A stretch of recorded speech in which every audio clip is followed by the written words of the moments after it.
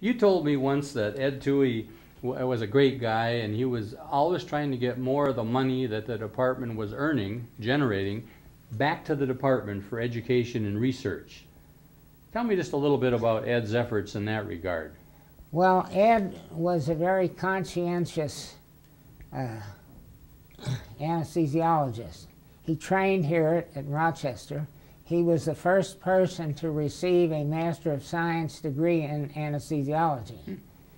And he came to realize that the hospital was making a lot of money on the anesthesia service because all the anesthetics were being given by residents whose base salary was, I think, about $50 a month, and the average fee was $100 or more per case. Mm-hmm. So he thought it would be a nice idea if some of that money would be returned to the department for equipment, sending residents on trips and things like that. Friction developed.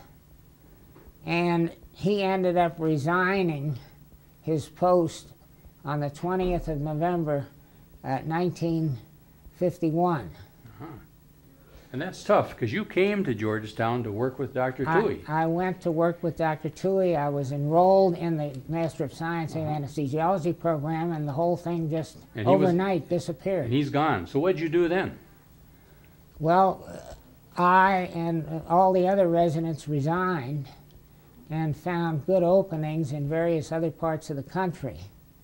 And I can't remember why, started my first year of instructing in anesthesia at the University of Wisconsin in Madison, the first of that following year. Yeah, that would be January of 1952. That's right, that's And I think your son Stuart was born just prior to that, in March of 51. Stuart was born in March of 51 at Georgetown. Okay.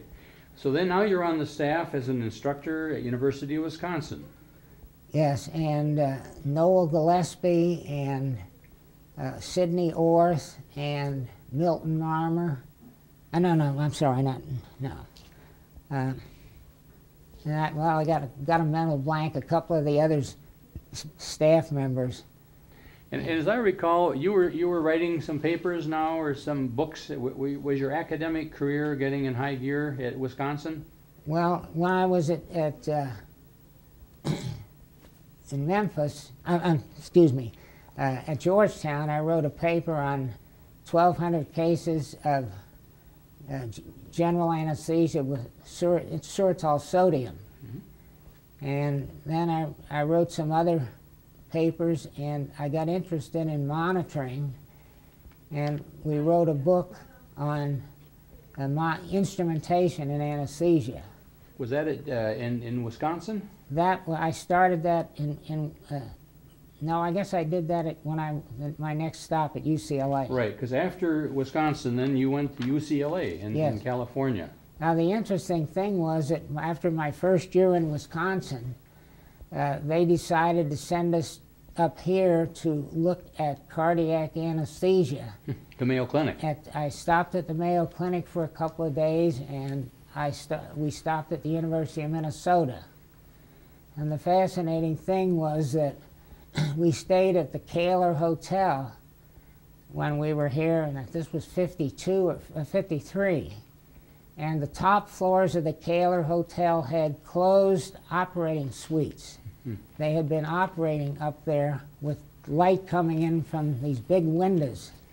So that was rather interesting anecdote.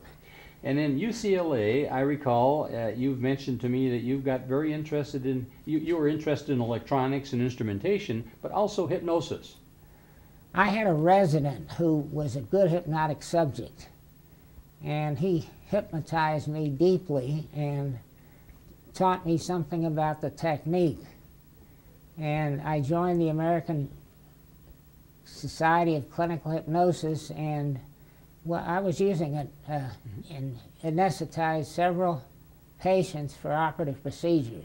And Bill, that brings us to early 1958. You're now moving to the University of Tennessee in Memphis, and you're now Professor Dornette and the chairman of the department.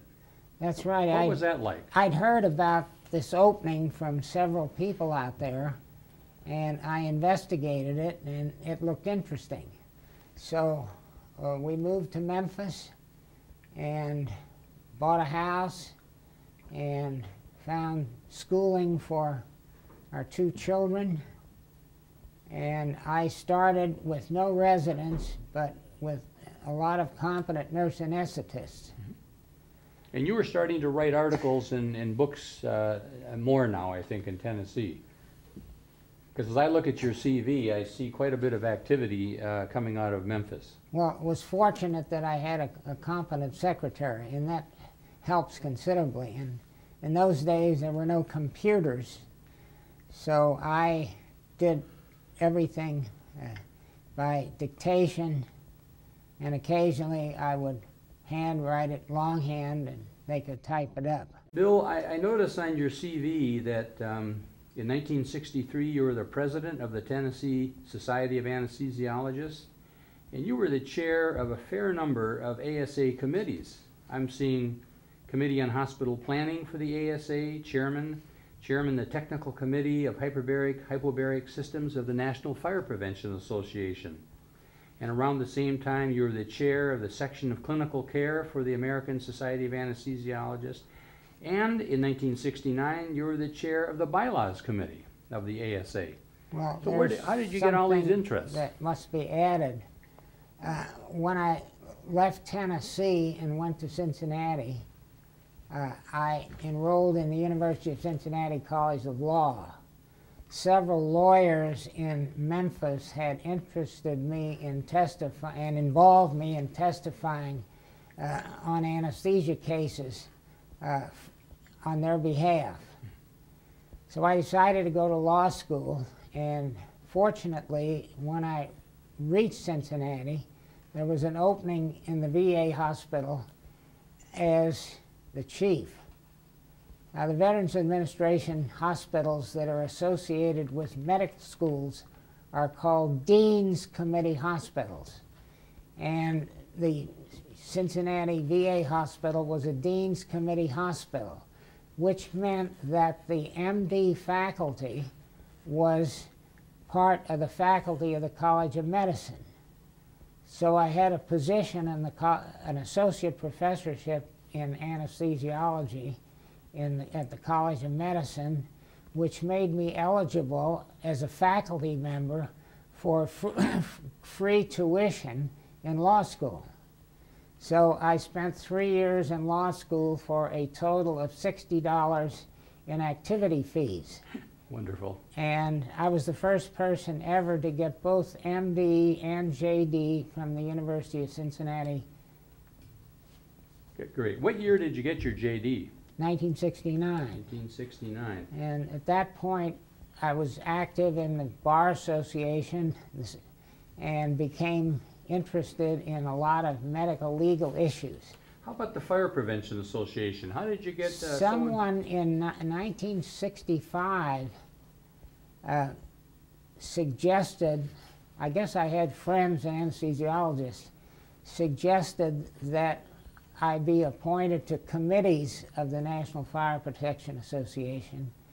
And I was appointed to the Hospitals Committee, and we had another committee called Hypobaric Systems. And that committee was involved with hyperbaric medicine, which is just coming along at that time. And cyclopropane was in wide use. Cyclopropane was in wide use, and it became my favorite anesthetic. And of course, the Hospitals Committee eventually split up, and the Committee on Inhalation Anesthetics was formed. Okay. And I became chair of it. As I recall, I haven't used cyclopropane, but I remember there were a lot of problems with fires and explosions. Maybe not a lot of problems, but there were problems. Yes. And you had a role in trying to sort those out. We sorted them out and created safety standards and safe practices, which made cyclopropane a safe and as well as effective drug.